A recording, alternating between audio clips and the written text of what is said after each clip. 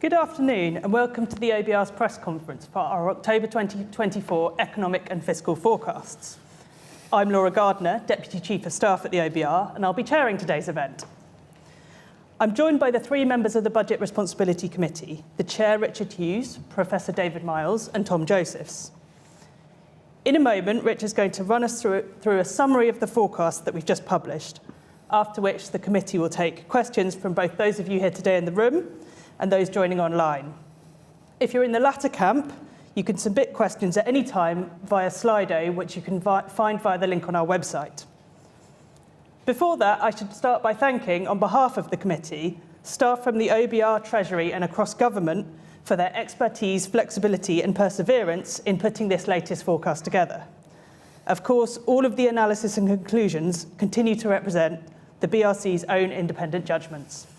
With that, let's hear from Richard. Thanks, Laura, and good afternoon, everyone. Against a largely unchanged economic and fiscal backdrop since our last forecast in March, this budget delivers one of the largest increases in spending, tax and borrowing of any fiscal event in history. In the 14 years since the OBR was established, it was only George Osborne's first budget after the 2010 general election and Rishi Sunak's mid-pandemic economic update in July of 2020 that rivaled this budget in terms of the overall change in the stance of fiscal policy. I'll first take you through how the budget spending and tax policies reshape the public finances in the next 5 years. I'll then talk about their impact on the demand and supply side of the economy. And I'll then conclude with what it all means for the government's prospects of meeting its new fiscal targets and the risks around them. But let me start with public spending, which is the biggest moving part in this budget. Relative to the plan set by the previous government, this chance has added around £70 billion per year to public spending over the next 5 years. As a result, the size of the state settles at 44% of GDP by the end of the decade. This is around 5 percentage points higher than it was before the pandemic, and around 2 percentage points higher than the level implied by the previous government spending plans. This increase in spending reflects both the funding of some undisclosed spending pressures, which existed at the time of the March budget and have subsequently come to light, and the cost of new policy decisions taken by this government. Looking at the composition of this increase in spending, about 2/3 goes on current spending, which raises its annual real growth over the forecast period from 1 to 1.5% per year. The other third goes on capital spending and keeps public investment broadly flat at around 2.5% of GDP over the next 5 years, rather than dropping to the 1.7% assumed in the previous government's plans. Some of the increase in spending in the early years includes additional payments for the infected blood and Post Office Horizon compensation schemes. But most of the increase over the 5 years is added to departmental expenditure plans, which were set by the previous government, with departmental current spending £23 billion higher in this year and £49 billion higher by 2028-29. And departmental capital spending largely unchanged this year, but £24 billion higher by 2028-29. The budget also provides more detail about the breakdown of the spending between departments, after topping up day-to-day departmental spending in this financial year by £23 billion and setting new departmental expenditure limits, or DELs, for 2025-26. As you can see from this chart of real growth and resource DEL budgets over the next 2 years, most major departments now see significant real growth in their budgets this year. But growth slows significantly going into next year, with growth in NHS spending falling from 4.7% this year to 3.3% next year, and defence spending slowing from over 3% this year to almost no real growth next year. And some departments, including the Home Office, experience significant real cuts in spending in both years. We'll need to wait for the full multi-year spending review next year to understand what the budget means for the composition of departmental spending over the remainder of the Parliament. In the meantime, this chart compares the growth in the overall resource DEL envelope that the government set for this exercise, which rises by about 1.3% per year in real terms from 2026-27 onwards, with the additional expenditure required to meet the long-term spending commitments that this government's already made in areas like health, defence and overseas aid. Subtracting these existing commitments from the overall envelope leaves real DEL spending on all the departments falling by 1.1% in real terms in the 4 final years of the forecast.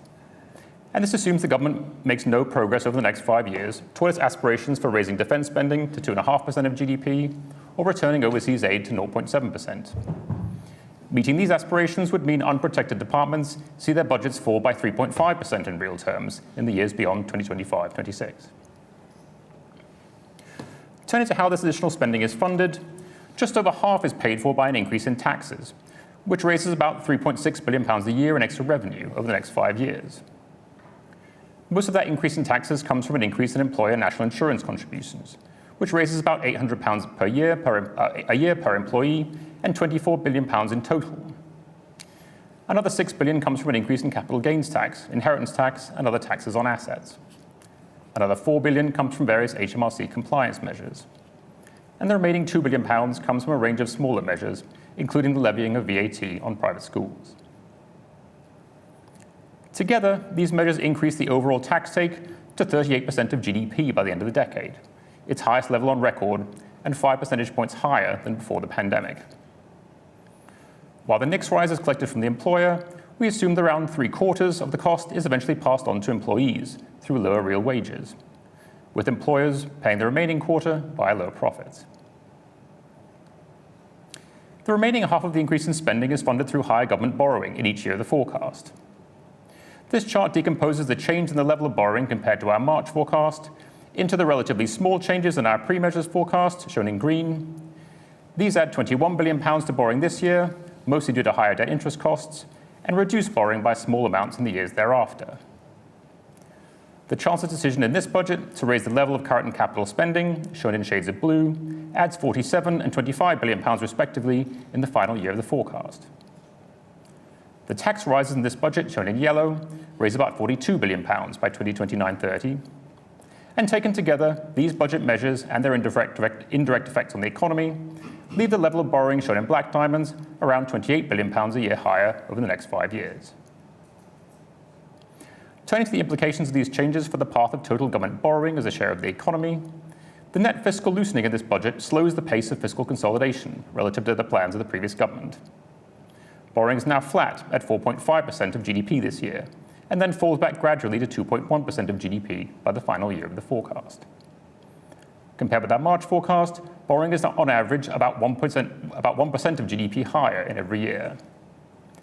The budget also shifts the composition of the fiscal consolidation away from current spending as a share of GDP, which accounted for 2/3 of the previous government's deficit reduction plan, towards increases in taxes, which account for 2/3 of this government's plans for reducing the deficit over the next 5 years.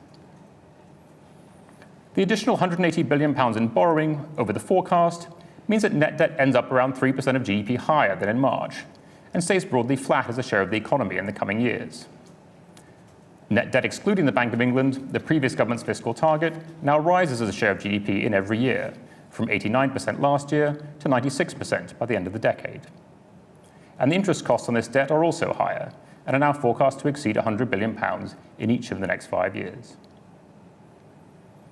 Turning to what impact this fiscal loosening has on our economy forecast, this chart splits the impact of fiscal policy changes in this budget into their impacts on the demand side of the economy, shown in blue, and their impacts on the supply side of the economy, shown in other colours. As you can see from the blue bars, the net fiscal loosening provides a temporary boost to demand, which raises the level of GDP by slightly over 0.5% at its peak impact next year.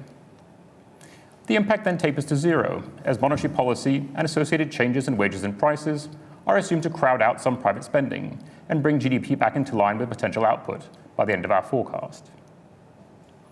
The policies in this budget also have lasting impacts, both positive and negative, on the supply side of the economy over the 5-year forecast period.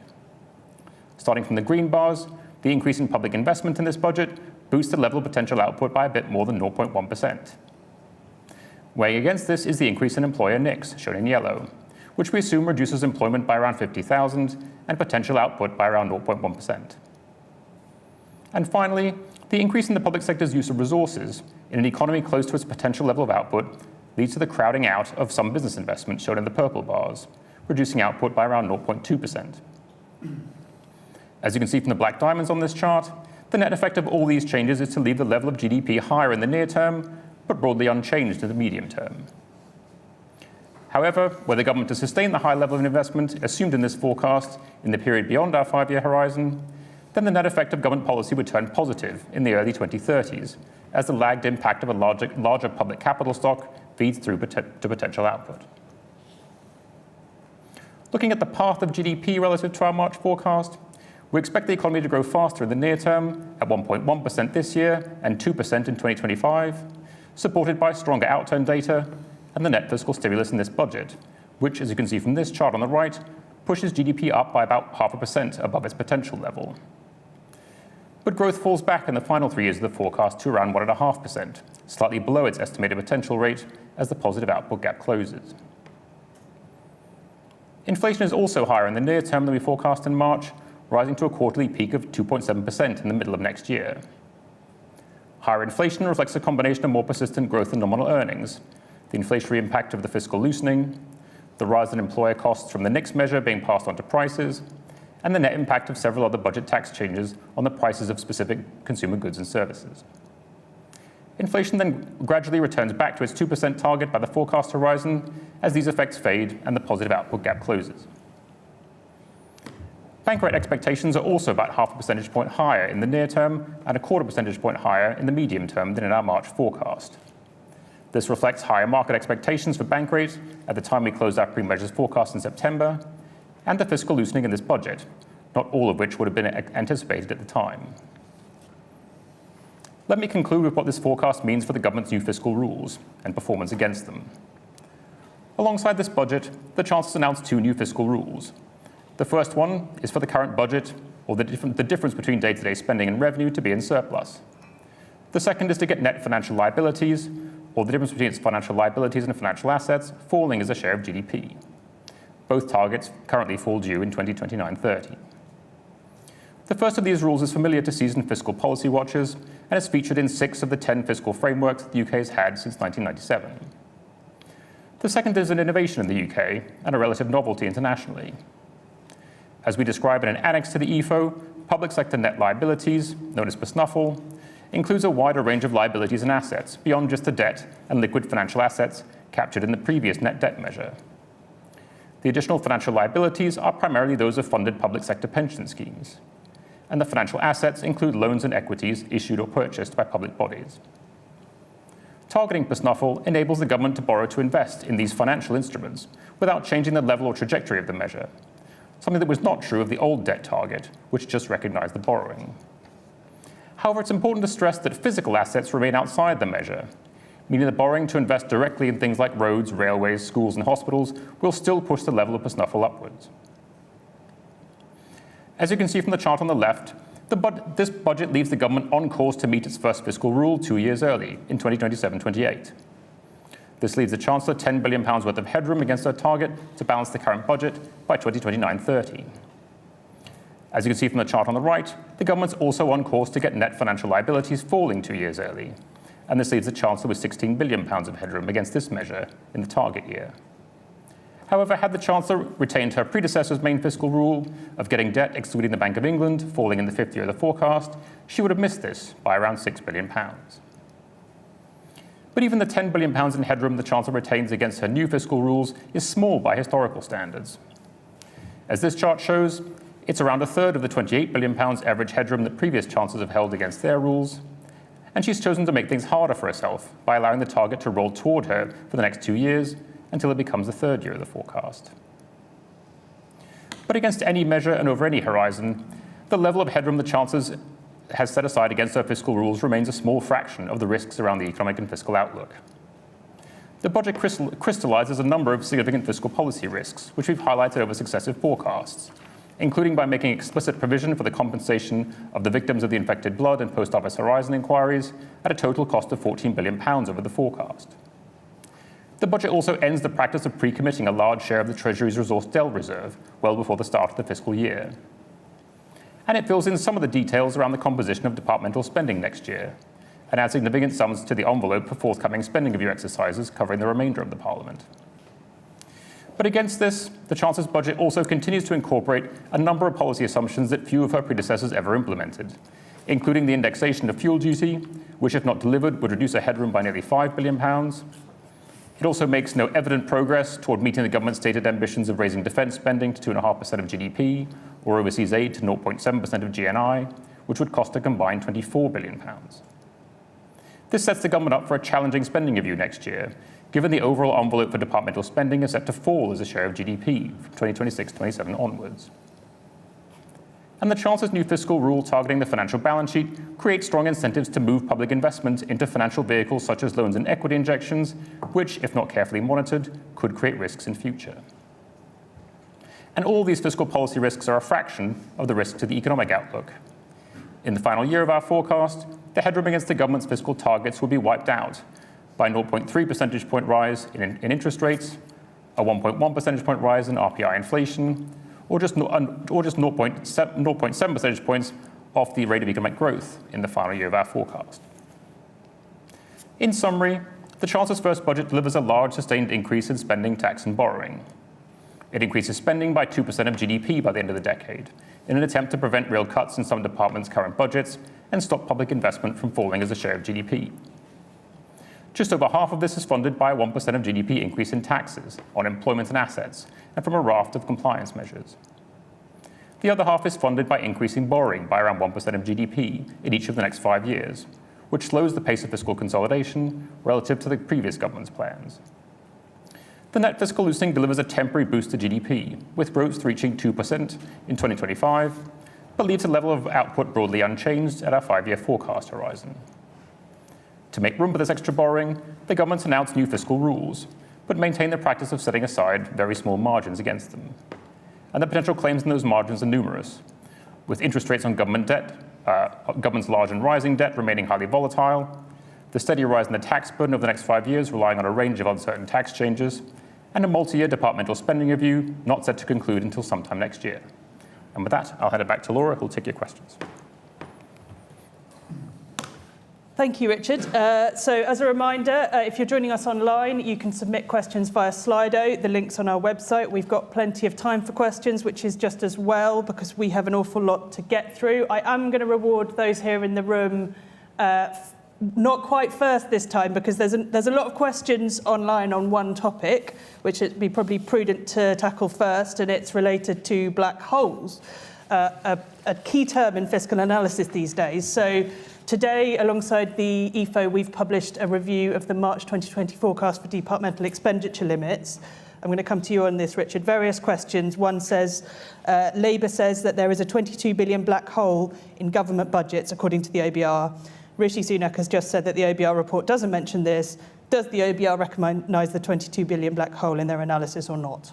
After the Chancellor made her statement in July, we initiated a review into the preparation of the March 2024 budget and to look into the preparation of that budget. What that review uncovered, and the report of which is published today, is that at the time we were preparing the March budget, the Treasury had information about £9.5 billion worth of net pressure on departments' budgets in 2024-25, which it did not share with us. And what the review says is that had we had this information and had it been available to us at the time, we would have reached a materially different judgment about resource DEL spending in the current financial year. What we cannot say is how much higher our forecast for departmental spending in 2024-25 would have been, as we can't recreate the further conversations we would have had if that additional information had been provided to us. But what we can say is that at the time we produced that budget back in March, we'd assumed a £2.9 billion underspend against departments' budgets in our March forecast. That would very likely have been dropped. And so our forecast for spending this year would have been materially higher than what was in our March forecast for DEL in the March EFO.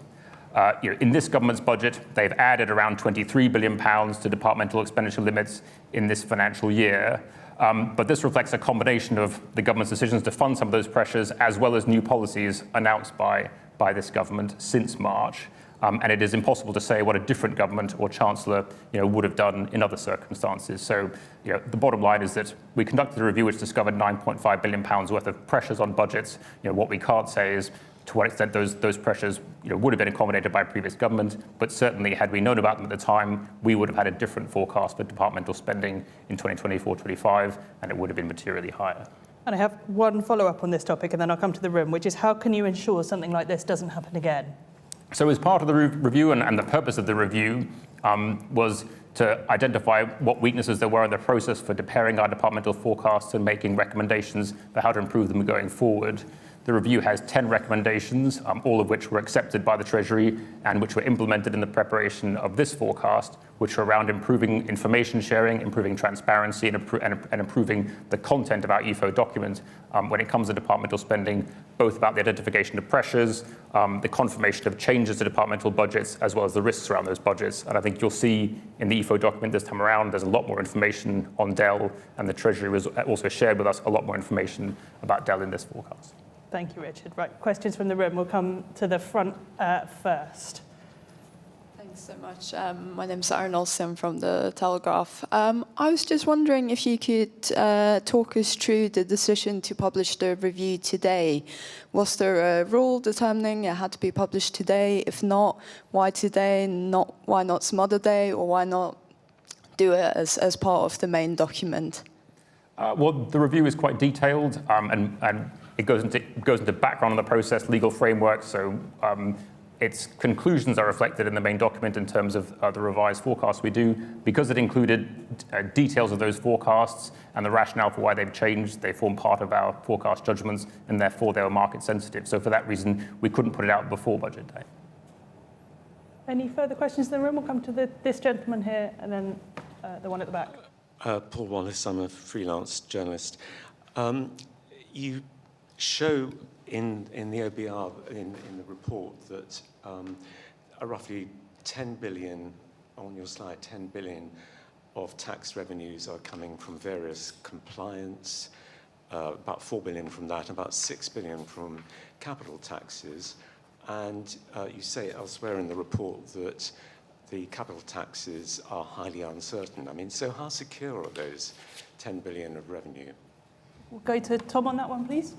Yeah, thank you. So, as we say in the report, both the yield that we assume from the compliance measures and from the capital taxes is particularly uncertain for different reasons. On the capital taxes, we do assume quite a big behavioural response to the rate changes. So people deciding to either hold on to assets for longer, shift into different assets as a result of the changes. But those assumptions are very uncertain.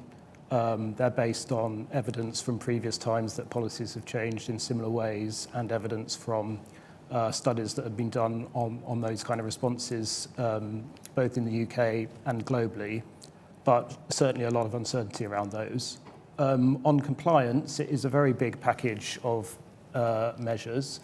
A large part of it is essentially HMRC employing a lot more people, both to tackle tax compliance directly, but also to try and collect more outstanding debt.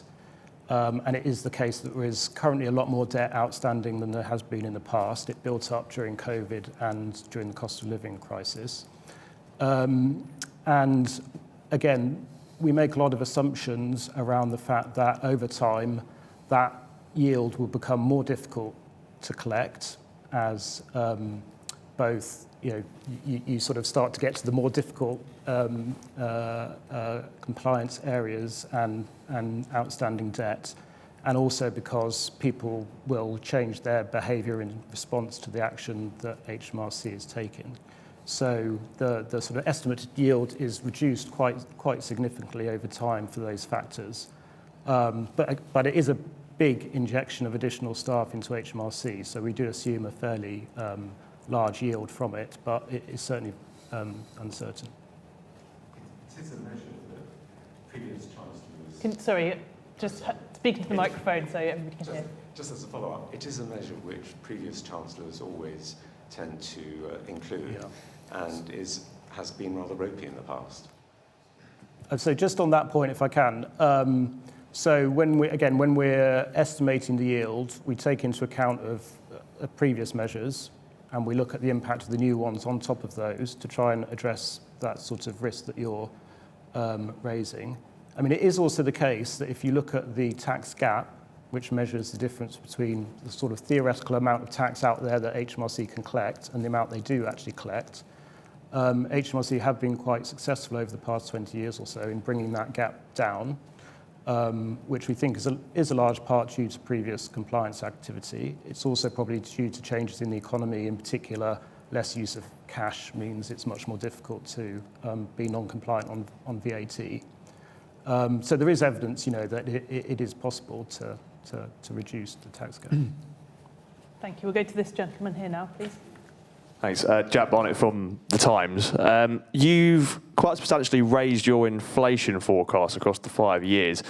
I just wonder, could you give us a broad stroke assessment as to whether or not this budget is going to be marginally inflationary? And then just a second, if I may, we've seen another change to the fiscal rules. I don't know how many we're on now, but I just wonder whether or not there is an assessment as to this new set of rules. Are they good? Are they bad? I'm going to ask David to come in on inflation, and then Richard, you can have a go at rules. Yeah, the inflation profile is a bit higher than it would have been if there hadn't been quite a substantial increase in spending. And the reason for that is that although we think there's a little bit of spare capacity in the economy right now, the scale of the increase in spending is substantial. And it probably pushes the economy, at least for the next couple of years, a little bit into the territory of demand running a bit ahead of supply capacity of the economy. That causes inflation to be a bit higher for a couple of years. We then assume that the Bank of England responds to that, so that 3 or 4 years down the road, we're really back to close to the government's target, or the Bank of England's target that is given by the government, back to the 2% level. So you get a sort of slightly higher rate of inflation. I think we get up to 2.6 or so % for the next year or so. So it's meaningful. Of course, in the context of an economy which not all that long ago had an inflation rate of 11%, to go from the target level of 2 to 2.6, it needs to be seen in the context of how variable inflation can be. But I think it's a reflection of two things. Firstly, just the size of the increase in spending, only about half of which is covered by taxes. So in a sense, it's a fiscal loosening because it's not all covered by taxes in an economy where there really isn't a whole lot of spare capacity right now. Thank you. And are these rules good? So we tend to not answer that question, partly because chancellors are very good at selling their own fiscal frameworks, and so we tend to do features and risks at the OBR. And I guess I'd say there are maybe two of the more notable changes to this set of rules, and as you say, we've had a lot, which says something about how binding any one set are. The big innovation is public sector net financial liabilities, in which the Chancellor is kind of explicitly targeting the financial balance sheet, not just one side of it on the debt side, and then with a little bit of liquid financial assets. This allows the Chancellor to basically borrow to invest in financial assets only. And so I guess one of the features of that is that so long as the borrowing is going into is being put into some kind of financial instrument, which is in government's cases usually a loan or the purchase of equity, that is neutral for the measure. That allows the Chancellor to make greater use of leverage in things like the National Wealth Fund, which otherwise a pure debt measure would limit. The risk there is that governments start to exploit that and treat it as a loophole, and the government starts to do lots of things which might deliver better value for money through straight investment in physical assets. They start doing it all through financial instruments. They start doing it all through loans or all through equity in companies or funds. The danger with those is that those things get valued in a certain way, and those valuations turn out to be wrong. One of the things which we will be doing in the OBR, with the help of our colleagues in the National Audit Office, is making sure that those valuations are robust, where we think that some of those loans that are being made aren't likely to be repaid. That likelihood of non-repayment is reflected in the valuation of those loans and in our forecast for the performance of those loans. So it's going to be more work for us to look at the asset side of the balance sheet, but given that that target has been chosen, we will have to do that. So I'd say that's a risk around that particular rule. I think another important feature of this set of rules is that we've had quite a long period where rules apply to the 5th year of the forecast, and it tends to be the further out you go, the more uncertain our economic forecast is, but also the more uncertainty there is about actually what government policy is. One of the advantages of bringing forward the deadline for the rule is it brings the deadline for the rule more likely into overlapping with the deadline for government spending plans. We've been in a situation in the UK for a number of years now where 4 out of the 5 years of our forecast is not covered by detailed plans for spending. Now, that's still true today, right? Because the government's only done a 1-year spending review. But there is a commitment now to go back to doing a regular rhythm of spending reviews, which would fill out more of the distance between here and the deadline with detailed spending plans in ways which we haven't had in a while in the UK, and hopefully maintain kind of that level of transparency about what the fiscal rule implies for the government's detailed plans for departmental spending between now and the deadline. Thank you. I'm going to take some questions from Slido now because there are loads. If you're in the room and you want to ask another question, just kind of wave at me and I will come to you. David, I'm probably going to come to you on these. Another popular set of kind of theme of questioning around working people. So Sue Chan asks, do these budget tax rises hit working people? And will extra public, she's gone for a bonus 2 questions. And will extra public spending hit interest rates and mortgage rates for longer? John Paul Ford Rojas asks, regarding the 50,000 average hours equivalent reduction in labour supply due to the national insurance policy, what does that mean? Does it translate into a higher unemployment rate? And can you quantify impacts on wage growth? And there's other questions asking about Labour's commitment not to tax working people and what your view is of that. Yeah. So a set of questions around working people. Yes, well, I mean, a lot of those questions in a sense are about the national insurance measure, the increase in the employer rate. And of course, the incidence of that tax is companies in the sense that they actually pay the money, but whether or not that's the ultimate place where the tax comes to land is a different question. And it seems highly likely that it will have an impact on the level of wages that firms who are facing higher taxes on employing people will pay.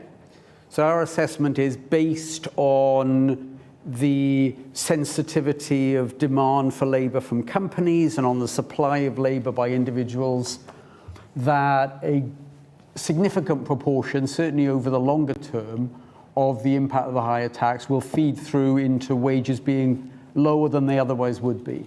So something like, in the longer run, 3/4 or so, 75% or so, of the impact of the higher tax will end up being felt in a lower level of real wages than they otherwise would have been. So that's the difference really between the sort of formal legal incidence, who pays the bill, and where does it actually end up in economic terms. And the answer seems highly likely that most of it will feed through into the level of real wages. So what was the other part of the question? So there was John Paul Ford Rojas asked specifically about the reduction in average hours equivalent employment and the 50,000. Yeah, the 50,000. Well, the translation into unemployment is next to nothing, because the way to calculate what the impact will be is to work out what combination of some people deciding they're going to work less because real wages are a bit lower than they otherwise would have been, and how much lower is the demand for labour, because not all the impact of the tax can be passed on by the company to the worker.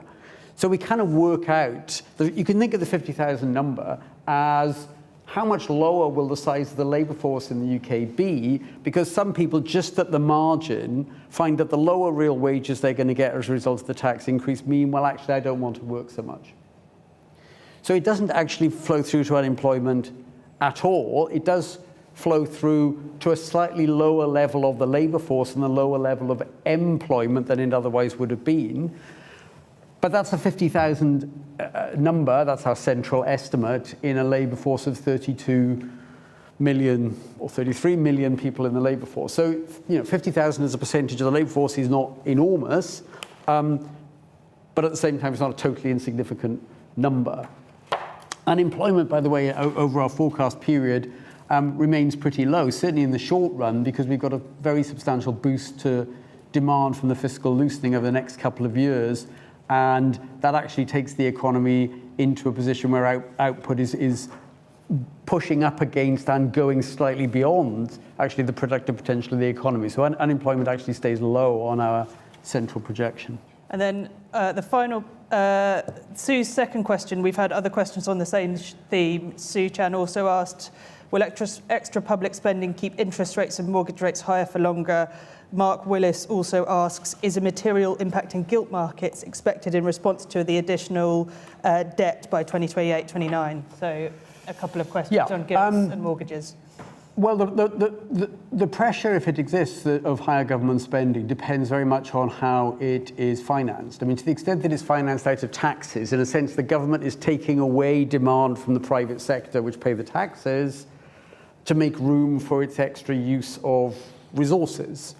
Now, in this budget, there's a big increase in spending, which is significantly, but certainly not wholly, financed through taxation. In fact, taxation finances about slightly more than half of the 70 billion or so extra government spending a year that you get over the next few years.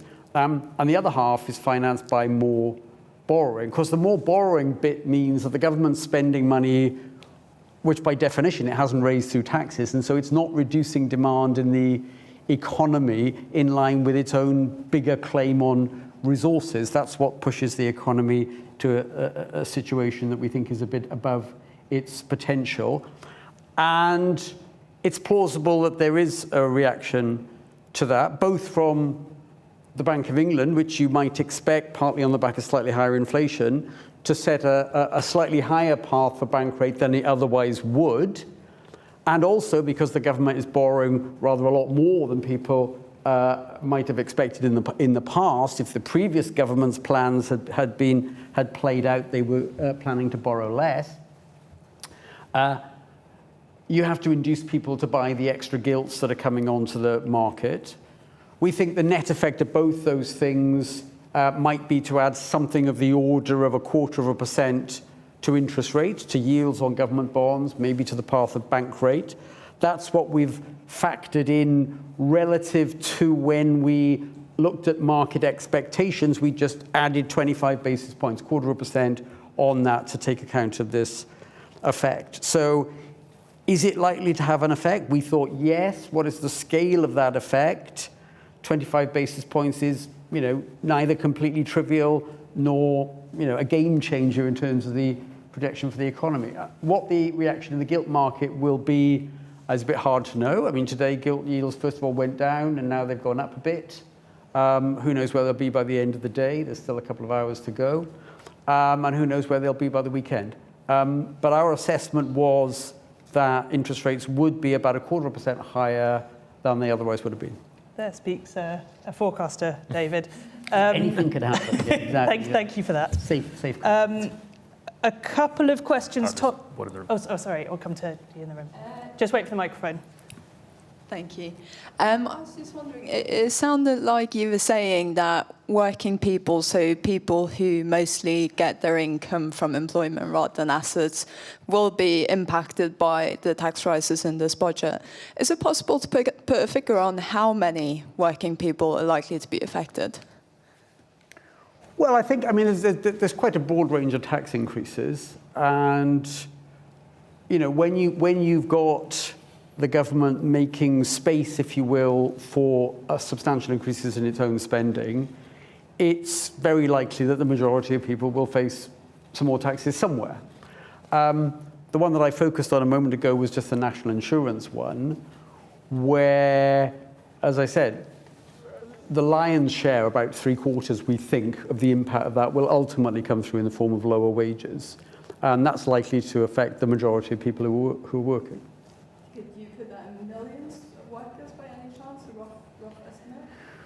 Well, the level of employment in the UK is 33, 34 million, something like that. We haven't done a sort of distributional calculation to work out what percentage of people might not have any effect at all. And there will be some who won't. So, for example, somebody who is earning national minimum wage, companies can't legally can't pass on the incidence of the extra tax there. So there will certainly be people, and there's 2 million odd people, I think, in the UK who are on the national minimum wage.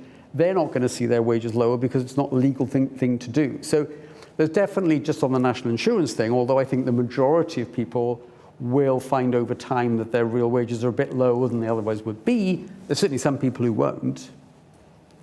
20, 25 million?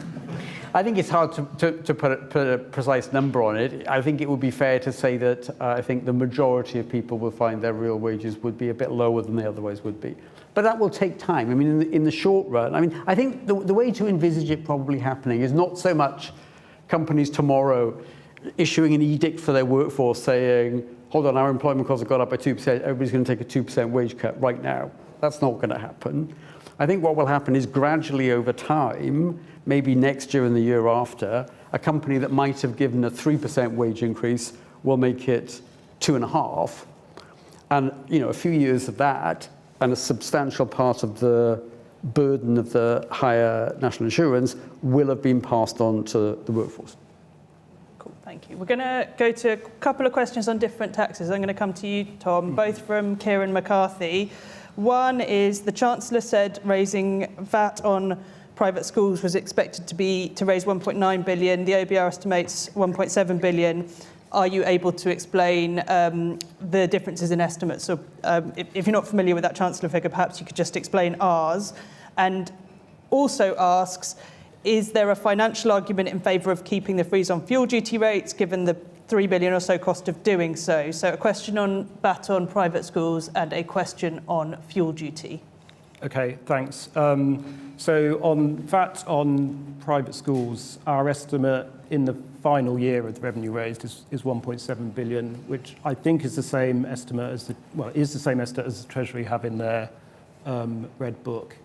I mean, the biggest judgment there, obviously, is on the degree to which parents take their children out of private school or don't send their children to private school as a result of the increase in VAT, which we assume a large part of would be passed on as higher fees. Our assumption is that there are around 35,000 fewer pupils in private schools as a result of the measure after 5 years. But that is, again, it's an uncertain judgment. On fuel duty, well, I mean, from a fiscal perspective, there is a very significant cost from the repeated practice of previous governments and now this government of not implementing the stated increases in fuel duty. I think we've estimated that if you go back to 2010, which I think is the last time it was actually implemented around then, the total cost of public finances has been around 100 billion from not implementing those increases. And looking forwards, our forecast does assume that from next year, the policy will be implemented, fuel duty will increase, reverse the 5p cut. And therefore, that benefits the public finances in our forecast by around 5 billion in the final year of the forecast. The margin that the Chancellor has left against her current balance rule is around 10 billion. So not implementing those measures again would immediately cut out around half of the headroom that the Chancellor has against her fiscal mandate. Thanks, Tom. Couple of questions probably coming back to you again, David, on these, I guess kind of on the theme of business investment and crowding out. So Philip Inman at The Guardian asks, why does business investment fall over the 5-year forecast, and why does higher national insurance payments by employers play a part in this? Ben Bidwell asks, please can you explain a little more on what is meant by crowding out on the supply side changes over the forecast period? Okay. Well, the government, I mean, pretty much in this budget takes about, I mean, public spending is about 70 billion higher a year. And that's a big number, but 2% of GDP or so. So about half of that, a bit more than half of it, is funded through extra taxes. So that naturally that tends to reduce private sector demand upon GDP by however much extra tax they pay. Most people spend most of the money they earn after tax. But only half it's funded that way. The other half is borrowing. In an economy such as ours, where there isn't much spare capacity, if the government wants 2% more resources, but only takes 1% away from the private sector through taxes, you've got to make room for the other 1%. And that's what we mean by crowding out. So interest rates are a little bit higher, as we mentioned a short while ago. Inflation is a little bit higher. Both of those things would tend to depress private sector demand. Interest rates feed through to people's mortgages and other debt. It increases a bit the cost of borrowing for companies to finance investment. Inflation being a little bit higher in a world in which companies are facing higher national insurance contributions mean that real wages will be a little bit lower than they otherwise would have been. That squeezes out a bit more consumption. Some of the effects of this necessary making room for a bigger state affects business investment. So that's a bit lower than it otherwise would have been. Turns out on our forecast, when we kind of run the numbers, that the total amount of investment in the economy, if you add together extra government investment and a bit of squeezing out of business investment, the sum of the two, which is like total investment in the economy, is actually a little bit higher. But it's not a whole lot higher. And what that means is that the sort of productive potential of the economy, because you've got a positive effect from more government investment and a bit of a negative effect from somewhat less business investment than there would have been, leaves productive potential about where it would have been. And that's why the growth in GDP over the forecast horizon is not a whole lot different, because it has to ultimately grow in line with productive potential, than it would have been before the government introduced a kind of big package of measures. So that's, I mean, I hope that helps understand what we mean by crowding out, which is a nasty bit of economics jargon, I'm afraid. Thank you, David. Tom, I'm coming back to you with a couple of questions on taxes again. Ashley Lane asks, what has your forecast assumed about innovators, businesses and individuals leaving the country or economy and going overseas? And there's an additional question on the same topic, which says increases of CGT, taxes on air passenger duty, ending the non-TOM tax status, VAT, etc. How did you model impacts on growth and the potential loss of high net worth individuals leaving the country? Thanks. So there were two measures in particular where this was a particularly relevant judgment because they affect high net worth individuals and individuals with less ties to the UK, may well be from overseas. That's the increase to carried interest rates and also the further reforms on the non-domicile regime. In both cases, we're talking about very small groups of people. In the case of the non-domicile reforms, it's around 9,000 people who are not eligible for the new regime and therefore potentially at risk of leaving the country as a result. For carried interest, it's only around 3,000 people who benefit from carried interest. In the case of the non-domicile regime, we had an assumption under the previous government's first set of reforms that around 10 to 20% of that ineligible population would leave the UK as a result of the measure. We've increased that slightly at this event for the new reforms. That reflects some changes that the new government has made to the transitional protections which are offered to those people who are ineligible for the new regime. And it also reflects the fact that inheritance tax has been brought into the new regime. But it's actually quite a small increase in our assumption. The main 10 to 20% has only been increased by a small amount. On carried interest, the assumption is that there is around 12% of that 3,000 people who are particularly at risk of leaving the UK as a result of the measure because they are overseas citizens, have spent less time in the UK, are particularly high net worth. And roughly we assume on the basis of the measure that we lose tax yield from about a quarter of that population as a result of the measure. Again, sorry I keep saying this, but these are obviously very uncertain assumptions and judgments as well, because they're based on decisions by basically a very small number of people. We haven't assumed that that has an impact on our economy forecast, which I think was part of the question, essentially because this is a very small number of people that we're talking about. Thank you very much. David, I'll come to you on this. Delphine Strauss at the FT asks, what is the impact of the budget on living standards and which measures drive that?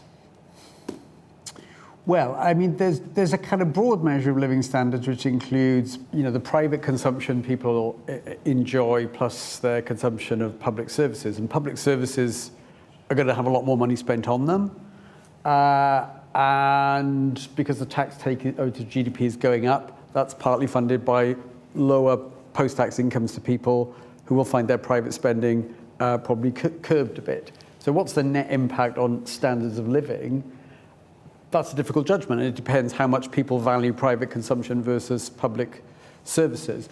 There's a kind of narrow answer to the question, which is to look at real household disposable income, the after-tax real income per household. And as a result of the budget measures, that's about slightly more than 1% lower than it otherwise would have been. I mean, it's still on our forecast, it still goes up over the next 5 years, but at the end of 5 years, it's about 1%, maybe a bit more than 1%, 1.25% lower than it otherwise would have been. Now that's almost inevitable, given that the government's taking 2% more of GDP to spend on public services and public investment. So the narrow way of measuring it would just be to say what happens to real household disposable income, their ability to spend money on private consumption. That's about 1% of GDP, 1% lower than it otherwise would have been. But then again, public investment and public services are going to have a lot more resources devoted to them. Thank you. Richard, I'm going to come to you. A few questions on snuffle, new fiscal rule. Philip Shaw asks, will any government investment in the National Wealth Fund be netted off from liabilities in PSNUFL? Luke asks, does the OBR find it prudent for the government to have changed the definition of borrowing so that they are able to borrow more to invest? So maybe that relates to the mix of rules, not just PSNUFL. And another question on how do you identify the value of public assets in measuring public sector net financial liabilities when they seem quite difficult to quantify. So a few questions there about the coverage of PSNUFL and its function as a fiscal rule. Yes, well, I think one answer to both questions is check out the annex of the EFO, which we have a whole annex on PSNUFL, which tells you what it's comprised of, how it performs, how it differs from other fiscal measures, what the risks around it are. So if you don't get what you want to know from me, you'll definitely get it from in there. The short answer on the National Wealth Fund is yes. Investments done by the National Wealth Fund and funded by borrowing do net out in PSNUFL so long as they are investing in financial instruments. So long as they're issuing loans or they are delivering equity injections into infrastructure companies, which then do the investment, then that does count as a financial asset and it nets off within PSNUFL. What they can't do but keep PSNUFL unchanged is invest directly in things like energy investments. So they can't buy the windmill, they have to invest in the company or make a loan to the company that builds the windmill. And I think therein one spot's potentially one of the risks, which is that the investment has to be indirect through some kind of private sector vehicle or through the extension of some kind of financial instrument. And then the money is then used by the person who receives the investment to do the actual physical investment. So that creates risks, obviously.